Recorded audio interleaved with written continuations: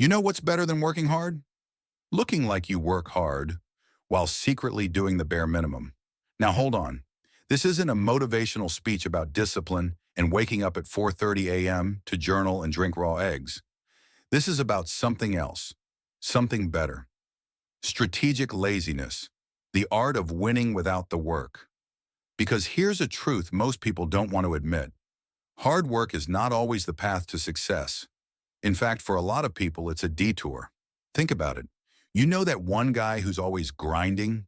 He's always tired, always busy, always hustling, and yet, somehow, he's still in the same spot as last year.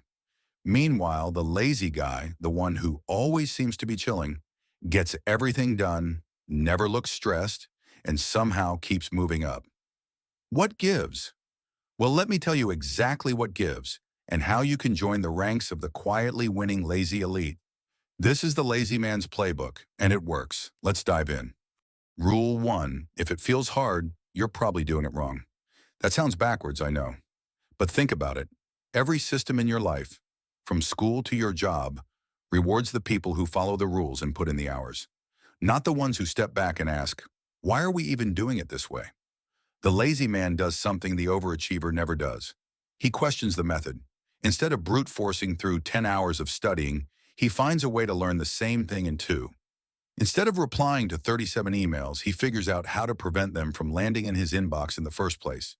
Instead of starting 5 projects and finishing none, he picks one that actually matters and makes it count. Effort is not the same as impact, and lazy people, the smart ones, understand that. Rule 2, never do something manually if you can set it to autopilot. Lazy people are allergic to repetition, and that's why they're brilliant. If they have to do the same thing more than twice, they'll find a way to automate it, outsource it, or straight up delete it from existence. Studying for class? Lazy people use flashcard apps that remind them when to review instead of cramming. Scheduling meetings? Lazy people use booking links, not 10 emails. Taking notes? Lazy people build a system once, then never think about it again. They spend an hour up front so they never have to spend 50 hours later. The overachiever sees that as wasted time. The lazy genius sees that as a one-time investment. And they're right. Rule 3, hide in plain sight. Here's the part nobody tells you. Looking productive is often more important than being productive. Most workplaces, and schools too, aren't measuring your value by results. They're measuring it by how busy you look, how quickly you reply, how many meetings you sit through. So what does the lazy genius do? They master the performance of productivity and then use the time they save to get ahead. You don't need to grind to impress people. You need to know what they expect to see and deliver that on the surface while doing your real work under the radar.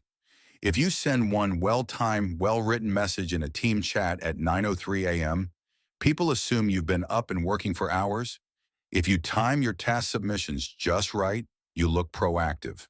Even if you did it all in one lazy blitz the night before, it's not about being fake, it's about being strategic. Rule 4, eliminate more than you optimize. Productivity hacks are cool, but lazy people know that the ultimate hack is not doing the thing at all. The best way to save time isn't to do something faster. It's to realize it didn't need to be done in the first place. So while everyone else is learning how to manage 45 microtasks in Notion, the lazy genius deletes 30 of them because they don't matter. What most people don't realize is that they're spending their energy solving problems they could have avoided entirely. That weekly status update no one reads? Kill it. That group project where you're doing everything? Opt out early. That urgent request that's not your job? Learn to say no. The lazy win by being ruthless about what deserves their attention. And that's not selfish. That's smart. Rule 5. Rest is not a reward. It's fuel. The hustle crowd treats rest like something you earn. Lazy people treat it like something they need because they actually understand how the brain works. When you're tired, you're slower. You're worse at decision making. You're more likely to make mistakes. And yet most people push through the fog, bragging about how long they've been working, how late they stayed up, how many tasks they crushed today. The lazy person? They nap. They go outside. They put the laptop away and actually let their mind wander. And what happens next? They come back sharper, faster, focused. Not because they tried harder, because they didn't. Rest isn't the opposite of productivity. It's part of the system, and the lazy know how to use it. Final rule: if you must work, make it count. The lazy man doesn't avoid effort completely. He just refuses to waste it. When he does put in energy, it's aimed, focused, effective. He doesn't take 100 shots hoping one lands.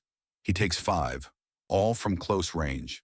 Whether it's learning something new, finishing a project, or getting ahead in school or work, the lazy man's goal isn't to do more. It's to make less feel like more. Because in the end, nobody's giving out trophies for exhaustion. They're rewarding results. And when you realize that, everything changes. So here's your challenge. Don't just work harder, work lazier. Cut the fluff, question the rules, automate the boring stuff, and put your effort where it actually matters. Because the secret to winning without the work, it's not about being lazy. It's about being efficient on purpose. And once you learn that, you'll never hustle the same way again. Subscribe for more. The Lazy Man's Playbook has just begun.